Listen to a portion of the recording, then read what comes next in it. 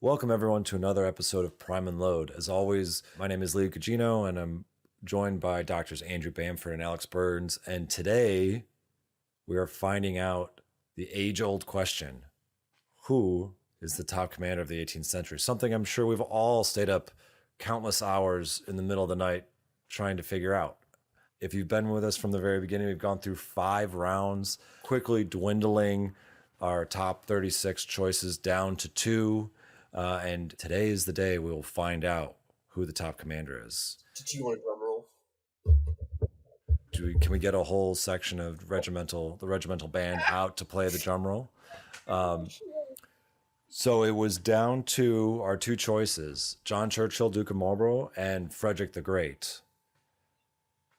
And so your top commander in the 18th century, with a whopping 3/4 of the vote, is the Duke of Marlborough. Yeah. I mean, I'm just going to sit back and be smug now because I've tapped you from the beginning. Yeah. Corporal John. He called it. Yes. Wow. 3/4. Yeah, that's harsh on Frederick. I'm not going to crow at that. That's I was expecting a very clear. In fact, I honestly thought it was going to go the other way, just on name recognition and well, I mean, general propensity early to stick on, it we to knew Brits, the name but, recognition wasn't gonna cut it. So that's fascinating. Actually, hang, is it fascinating or is it corrupt? Do we know how many of these votes were bought and paid for? We did have a good turnout in our Buy Me a Coffee campaign, and there was a chunk there for a little bit where some votes would get purchased for going one way, and then immediately after they'd be purchased going the other way. But ultimately, it made everybody's voices a little louder. Let's say that. No, I can't believe that. I'm going to choose to believe that the Prime and Load podcast elections are a rotten borough, and it's just absolutely, Okay, absolutely well, invalid. No, that's.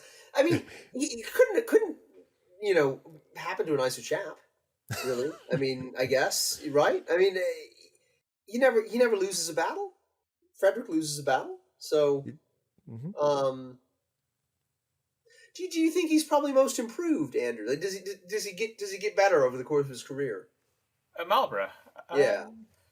Well, it's hard to say. I mean, Blenheim's the masterpiece, really, isn't it? If we're going to go backfield him, and that's the first of his big 4. But I mean, you indicated earlier he spends a long time learning his trade as a regimental officer and as a junior general officer. I think by the time he's in high command, he's well placed to be in high command. I mean, Frederick gets high command by virtue of birth in the first instance, and has to learn how to be a top commander, having commanded a regiment at drill. That's about the sum total of his prior experience. Whereas also been on campaign with Eugene of Savoy for a little bit in the War of Polish Succession. But I mean, there's a narrative out there that after Malplaquet, is it Queen Anne at that point? Doesn't send Marlborough a letter of thanks for Malplaquet. That it's a win, but it's maybe not as big as his other wins. Do you think that's? You said before you think he sort of learns from Malplaquet and doesn't do Malplaquet again. Yeah, I think I would say not attacking the lines of Naples Ultra head on is the Malplaquet lesson being applied, and the fact he can learn and adapt and put the turning motion in is to his credit. I mean, I think the other thing about the end of his career, of course, is domestic politics and the fact that his wife finally falls out with the Queen. Yeah. Which obviously scuppers things and means he doesn't see out the end of the war in command. And as you rightly pointed out, it is ultimately the French candidate for the Spanish throne that gets it, notwithstanding all of Marlborough's victories. So it's a slightly sour ending, I guess. Although, I mean, if we're going to make the comparison, I mean, Frederick kind of fades out a bit so far as the Bavarian succession war is concerned. It's again maybe learning that frontal assaults against entrenched positions aren't the brightest idea, and that there are other ways of getting that particular cat. Yeah, I mean, it's fascinating to think. I think probably tactically, it's very clear that Marlborough's better general than Frederick. I think that you know, Frederick has significant losses and does learn from those losses, but I think Frederick becomes more adroit in the whole politics thing as he gets older. And I mean, if you look at his kind of arc with the Empire, he's kind of almost like cutting the Empire apart from within in the early part of his reign. But by the later stage of his reign, he's kind of working with institutions within the Empire in order to use the structures of the Empire against the Habsburgs. Marlborough doesn't go on to have like an afterlife in politics, like in sort of some like Wellingtonian-esque, career in Parliament or something like this. Or like what does his retirement look like? Well, it's fairly short. He has a stroke, I think it is, but he's not a well man really by the time because he sort of exiles himself after the whole political to do comes back on the train of George I. But yeah, I mean, I've not got the date. I should have the date in my mind really, but I don't think he's long into the 1720s before he shuffles off. So no, there is. But I mean, in Wellington has a political career that becomes a military career that goes back to being a political career. I mean, Marlborough's career is very much politics and military and diplomacy all mixed up. Yeah. All the way through. Maybe less clearly defined than Wellington. But yeah, I mean, Marlborough's legacy, I guess, is the British Army that goes on into the Austrian Succession War and beyond. I mean, all the people at Dettingen, it wouldn't have been like this in the Dukesdale. Marlborough would have done it this way. People like Stair and the elder Honeywood and people, they've all and Hawley, they've all learnt their trade under the man himself. Even if some of the lessons got a bit rusty by the time they have to do it again for real 30 years later. Yeah. Do you think? Of course, here we're kind of getting outside the time of the period, which has already made people mad about Suvorov. We can't wait to tell you how you're wrong about that. But if we put him up against Wellington, for a audience of relatively educated Britons, do you think they'd pick Wellington over Marlborough as far as like the greatest non-naval commander in? I mean, I guess maybe Montgomery would get it. I don't know, but you just saying between those two figures, you think Churchill edges out Wellington as the greatest sort of army commander in British history? I always dodge that question by saying the actual answer is Bill Slim, but as the grandson of a 14th Army veteran, I'm contractually obliged to do that. Right, indeed. But yeah, Slim, Marlborough, and Wellington, the top three. We don't talk about Montgomery in this house, thank you. Okay. And I guess probably obviously not Cromwell as well. Then.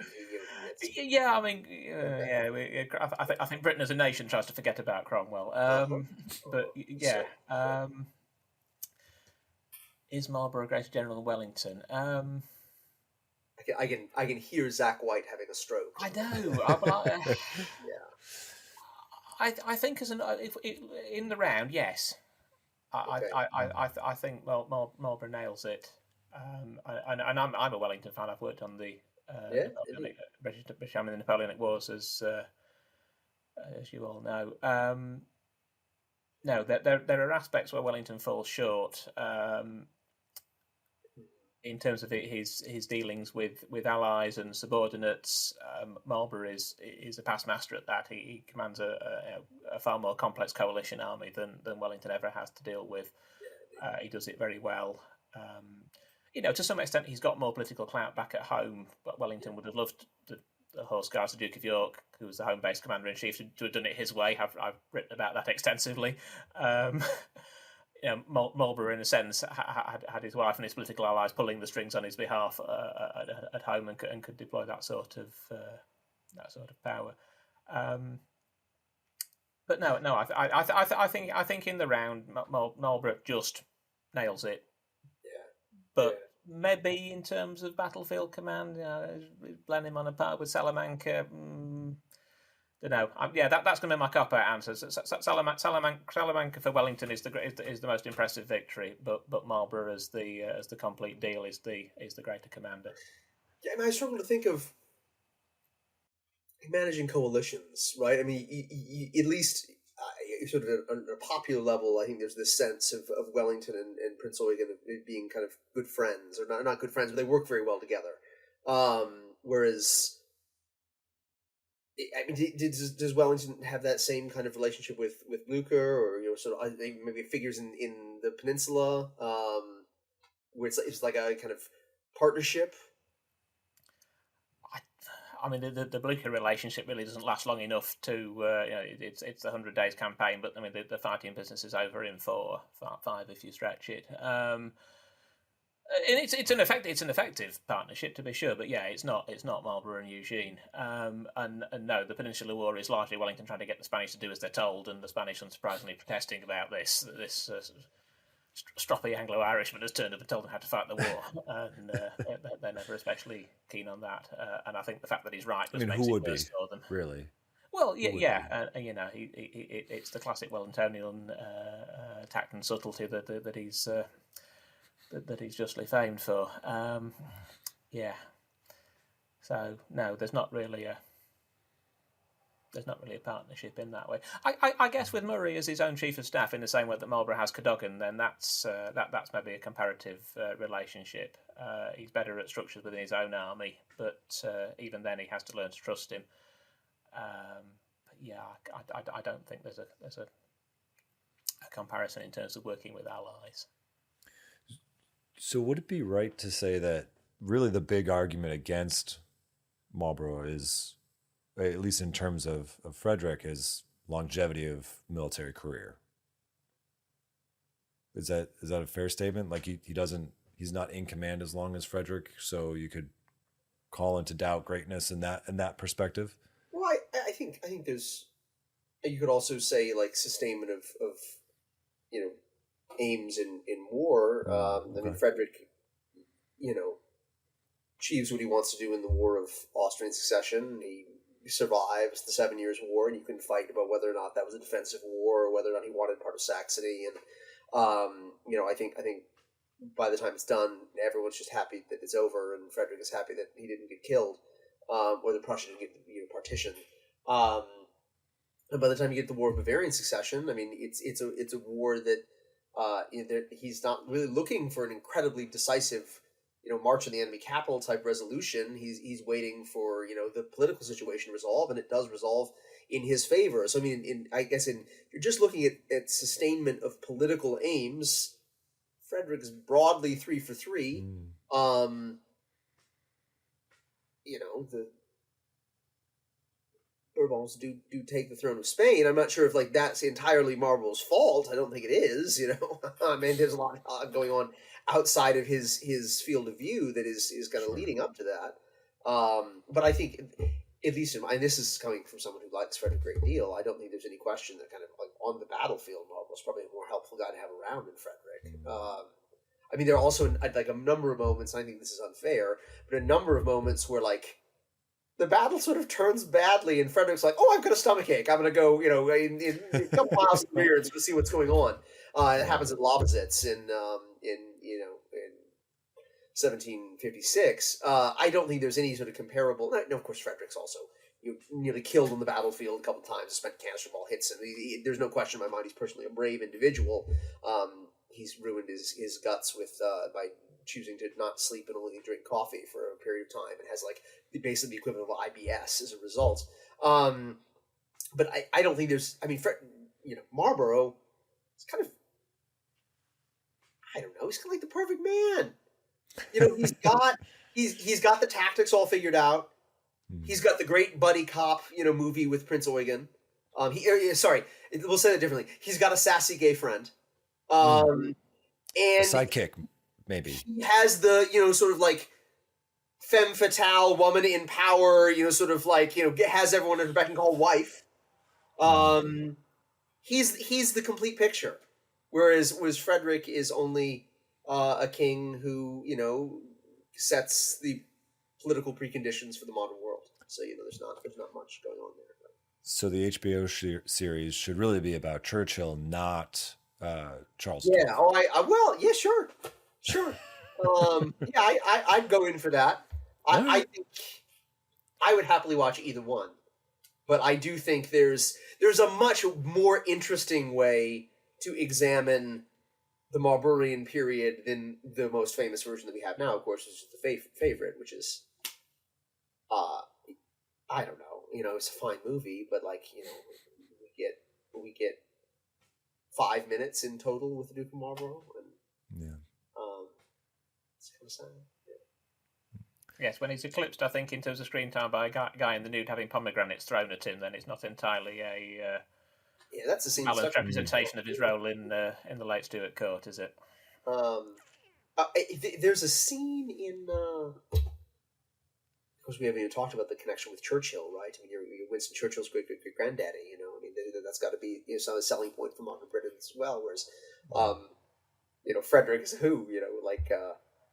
Kaiser Wilhelm's great uncle. It doesn't hit the same. Yeah, it doesn't hit quite the same way. I guess I would say there's a depiction of some kind of in a movie about Churchill. He has like a dream sequence where he imagines himself back at like a battlefield of the War of Spanish Succession. I can't remember what the name of that is. It's not Darkest Hour, I don't think, but it's. I know what because the cannonball goes right through the drum. Your kettle drum that a cavalryman is building. Yeah. And then Churchill wakes up and he has a sleeping mask on, and as someone who wears a sleeping mask, I think, I'm just like Winston Churchill. But no, I guess it's like as far as like Churchill in film. Can you think of anything that we're missing, Andrew? Like is there like there's not like a great Duke of Marlborough movie that I'm No, I don't think there is. I mean, I think it definitely has miniseries credentials. I mean, the pre-marriage life is one long romp through the boudoirs of Restoration England. So I mean, straight away, if you're going to hook an audience with tell home box office right away. I'm sure they'll dial in on that. Yeah. So if you give to the Buy Me a Coffee campaign, we'll start production of the Marlboro series.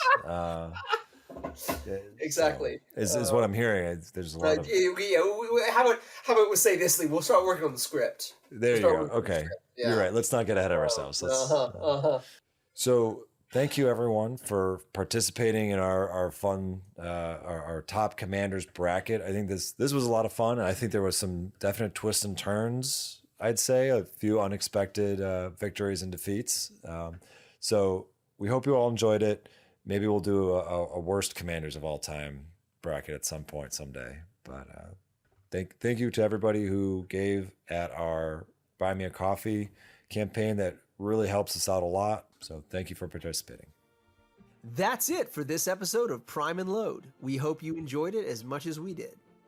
Don't forget to sign up for our free newsletter with a link in the description. It's the best way to stay up to date on the show, see what's coming up next, and ask us questions. You can also follow us on Facebook, Instagram, and Twitter, formerly known as X. This episode was hosted by Drs. Alexander Burns and Andrew Bamford. It was produced by Lee Gugino, music by Brianna Tam, Artie Sun, and Adrian Berenegger. Prime and Load is a Historic Studios podcast.